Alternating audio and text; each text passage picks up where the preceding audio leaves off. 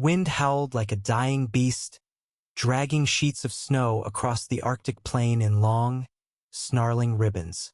The research station stood alone, a squat collection of modules half buried in the white, silent fury of the Arctic Circle. Inside, the lights flickered faintly as the storm rattled the aluminum walls.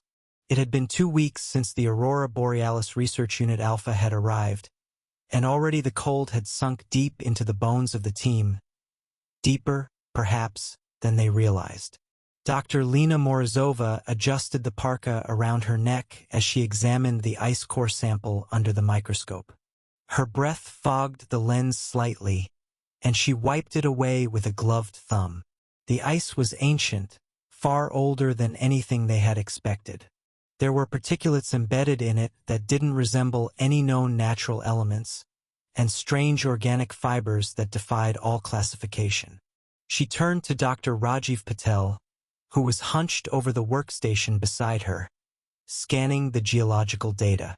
"This core dates back at least 20,000 years, Lena said, her voice low and incredulous. "But this material, it's like no fossil I've ever seen. The cells are still intact. Not just intact, preserved. It's almost alive." Rajiv glanced at her, his brow furrowed. "You mean like viable DNA?" "I mean like frozen stasis. The cells haven't degraded. Something about the ice or maybe the atmospheric conditions from back then. They're completely preserved. This thing, it might have been alive when it froze." Their discussion was interrupted by a call from the dig site outside.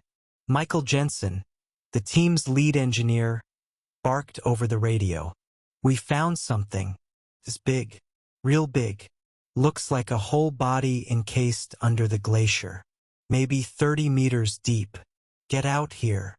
Lena and Rajiv donned their gear and followed the signal beacon toward the excavation zone, where a portion of the glacier had fractured, revealing a translucent wall of ice. Behind it, a shape loomed, massive and vaguely humanoid, but with grotesque proportions. Arms that bent in too many places. A mouth that was more vertical than horizontal. Rows of jagged teeth, each one longer than Lena's hand. They stood in silence, staring at it through the ice.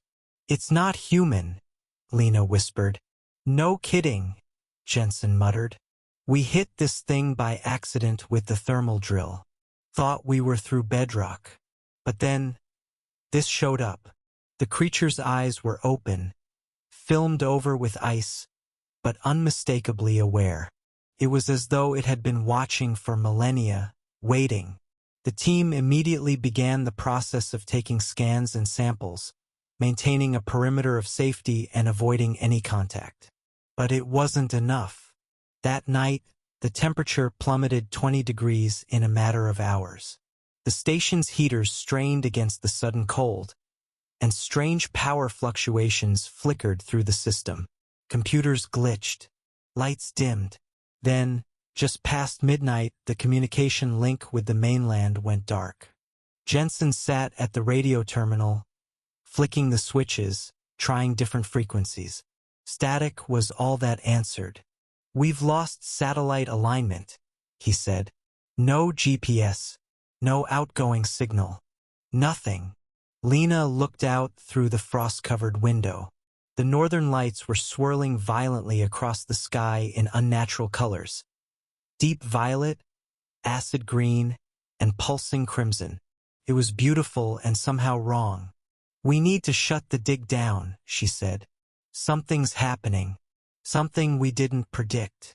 But it was already too late. By morning, the body in the ice was gone. Melted.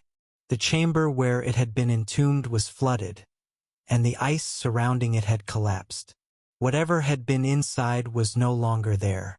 The security cameras at the site had failed hours before. No one had seen it leave. That night, the first scream came.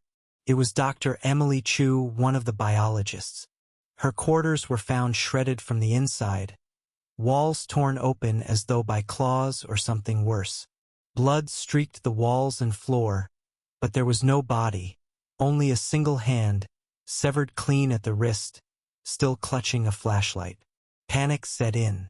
The team barricaded themselves inside the main laboratory module, setting up makeshift weapons with whatever they could find. Ice axes, flare guns, welding torches.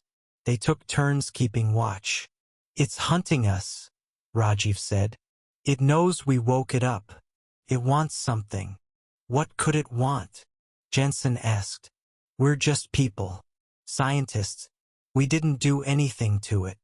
Lena turned from the monitor where she was replaying the last data scans. "We disturbed its prison. That thing was entombed in that ice for a reason. Maybe it's not from here. Maybe it's not even from Earth." Her voice trembled slightly. "The molecular structure in those samples, they don't match anything in our biosphere. And the electromagnetic pulses? They're not just noise. I think it's been sending out a signal." "A signal?" Rajiv asked. "To what?" "Not what," she said. "Who?" That night the generator failed. Power flickered, and the warmth began to vanish. Frost formed on the insides of the walls. The emergency lights switched to red, casting everything in a hellish glow. They heard it in the halls, heavy footfalls that clicked and scraped like metal on metal. Sometimes a whisper, other times a low growl. The team huddled together, weapons clutched in shaking hands. Then the walls bulged inward. It crashed through like a tidal wave of claws and ice. Jensen fired a flare gun, the light momentarily blinding, casting the creature into full relief. A towering beast of black sinew and bone, with eyes that burned blue with an ancient hatred. It screamed, not with a mouth, but through the air itself, vibrations that shook their teeth and bones. Rajiv lunged with a welding torch, slicing into the thing's side. The wound hissed with steam, and the creature recoiled. But it didn't fall. Instead, it turned and caught him in one massive hand, lifting him off the ground like a child's doll. Rajiv screamed as ice crawled across his skin, his body freezing in seconds, then shattering into pieces. Lena and the others fled into the lower tunnels, the old research catacombs from an earlier mission long buried beneath the snow. They sealed the hatch behind them, locking it with every bolt they could find. The cold was unbearable. One of the younger researchers, Nadia, collapsed from hypothermia. They wrapped her in emergency blankets, but there was little hope. In the flickering light of a backup lantern, Lena studied the remaining data she had managed to download onto her tablet. There was something in the code. Pattern. The pulses were a form of language, mathematical, recursive, intelligent. Not just a signal, but a message. A beacon. "The creature is not alone," she whispered. "It was a scout. Or a warning." "We have to kill it," said Miles, one of the mechanical technicians, "before it kills us all." Lena shook her head. "We can't kill it. Not with what we have. But maybe we can trap it again." They formed a plan. The creature seemed drawn to heat and energy, perhaps seeking to absorb it. They rigged the backup generators to emit concentrated thermal bursts at a specific frequency, mimicking the signal Lena had decoded. It was risky, could either lure the creature in or summon something worse. Rajiv and Lena led a search party into the surrounding glacier fields, but the storm had intensified. Visibility was down to 10 feet. Tracks in the snow were buried almost as soon as they appeared. The creature had vanished into the blizzard. They returned to the surface under cover of storm and darkness. The station was barely standing. Bodies frozen mid-step littered the snow. The creature was nowhere in sight. They activated the signal. For a moment, nothing happened. Then the air split open with a scream that was not sound, but feeling, panic and fury and the death of stars. The creature came crashing through the snowdrift, limbs flailing, mouth opened in an impossible shriek. Lena and Miles triggered the thermal array. The blast hit the creature dead center, and it roared in agony. Its body writhed, black limbs fracturing and twisting as ice formed instantly around it. The air thickened, crystallizing.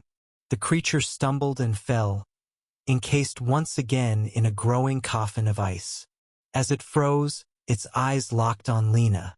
No rage this time, no hatred, just recognition, then silence.